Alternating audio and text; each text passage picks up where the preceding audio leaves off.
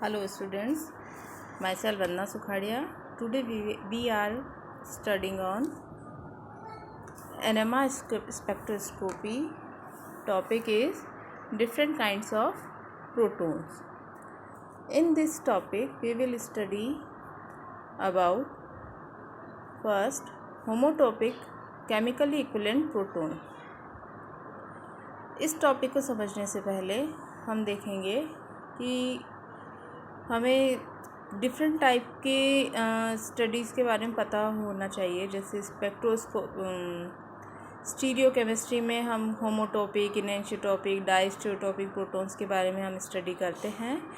तो जब हम इस टॉपिक को हम डिस्कस करेंगे होमोटॉपिक केमिकली इक्विवेलेंट प्रोटॉन, तो इसका यह होगा डेफिनेशन कि किसी यौगिक में उपस्थित सभी हाइड्रोजन परमाणु बारी बारी से किसी अन्य समूह द्वारा प्रतिस्थापित किए जाने पर प्राप्त यौगिक एक ही रहे तो प्रतिस्थापित परमाणु होमोटॉपिक प्रोटॉन कहलाते हैं। जैसे कि इस डेफिनेशन को हम ढंग से समझते हैं कि कोई भी एक कंपाउंड है, उसमें हमें एक से ज़्यादा प्रोटॉन प्रेजेंट है या हाइड्रोजन परमाणु प्रेजेंट हैं, तो उनको हम किसी भी एक दूसरे एलिमेंट या एटम या किसी भी ग्रुप से अब सब्स्टिट्यूट करें, तो सब्स्टिट्यूट करने पर जो फाइनली जो हमें प्रोडक्ट या कंपाउंड मिलता है, वो हर बार आप अलग अलग कंपाउंड को रिप्लेस करेंगे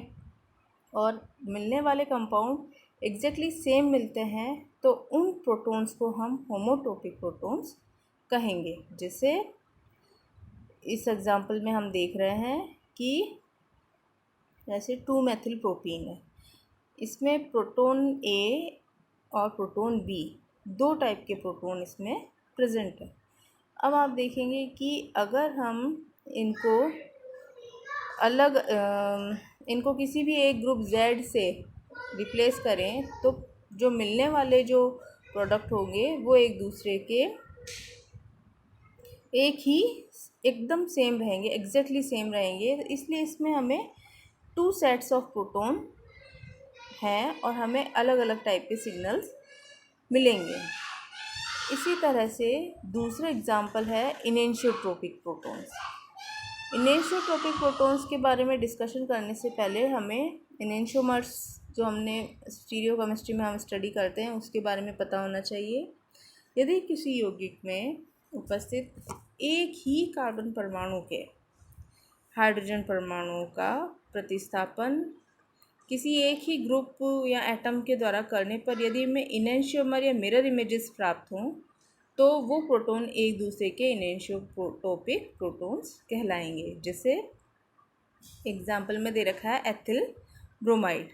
इसमें देखिए, अगर हम एक प्रोटॉन को Z से रिप्लेस करते हैं तो हमें एक कंपाउंड मिलेगा, और दूसरे लेफ्ट हैंड साइड वाले प्रोटॉन को अगर Z से रिप्लेस किया तो दूसरा कंपाउंड मिला।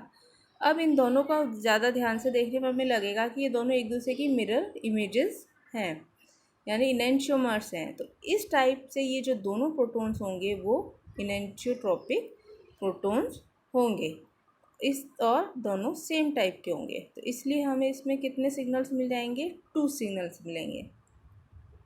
2 सिग्नल्स इस तरह से मिलेंगे कि देखिए, एथिल ब्रोमाइड में ब्रोमीन से डायरेक्टली अटैच कार्बन एटम पर 2 हाइड्रोजन एटम प्रेजेंट हैं। तो इन 2 हाइड्रोजन एटम का इसके एडजेसेंट कार्बन एटम पर प्रेजेंट 3 हाइड्रोजन एटम के साथ में कपलिंग इंट्रैक्शन होगा, जिस वजह से हमें एक क्वार्टेट मिलेगी। 3 प्रोटॉन की एक क्वार्टेट, यानी 4 सिग्नल्स मिलेंगे छोटे छोटे नज़दीक में।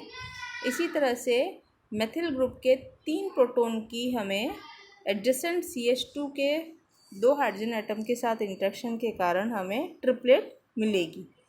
तो फाइनली इस कंपाउंड में हमें 2 टाइप के सिग्नल मिलेंगे, एक ट्रिपलेट और एक क्वार्टेट। इसी तरह से अपना अगला टॉपिक है प्रोटॉन्स के बारे में, डायस्टीरियोटॉपिक प्रोटॉन्स। डायस्टीरियोटॉपिक प्रोटॉन्स यानी किसी यौगिक में एक ही कार्बन परमाणु पर उपस्थित 2 हाइड्रोजन परमाणुओं का प्रतिस्थापन समान समूह या परमाणु से करने पर यदि डायस्टीरियोट्रोपिक प्रोटॉन्स मिले, डायस्टीरियोट्रोपिक प्रोटॉन कहलाते हैं। जैसे क्लोरोएथीन में कार्बन एटम से जुड़े हुए एक हाइड्रोजन को Z से रिप्लेस किया, फिर दूसरे हाइड्रोजन एटम को भी Z से रिप्लेस किया, तो हमें डायस्टीरियोमर्स मिलते हैं, यानी विवरिम समावेयी, यानी ऐसे समावेयी जो एक दूसरे के दर्पण प्रतिबिंबी ना हो। तो इस टाइप के जो ये दोनों प्रोटॉन हैं ये आपके कहलाएंगे डायस्टीरियोटोपिक प्रोटॉन्स। तो इस तरह से यहाँ तक हमने एनएमआर स्पेक्ट्रोस्कोपी के अंतर्गत डिफरेंट टाइप के प्रोटॉन्स का डिस्कशन किया। Equivalent proton, non equivalent proton, homotopic chemically equivalent proton, enantiotopic protons and diastereotopic protons. तो इन सभी प्रोटॉन्स की वजह से हमें इनका जो सिग्नल होता है वह स्पेक्ट्रम में डिफरेंट प्लेस पर मिलता है, और इसको आसपास के केमिकली और मैग्नेटिकली एनवायरनमेंट भी इनको बहुत ज़्यादा अफेक्ट करते हैं। यहाँ तक हमने डिफरेंट टाइप के प्रोटॉन्स की स्टडी की। नेक्स्ट स्टडी में हम डिस्कशन करेंगे केमिकल शिफ्ट के बारे में। Okay, thank you.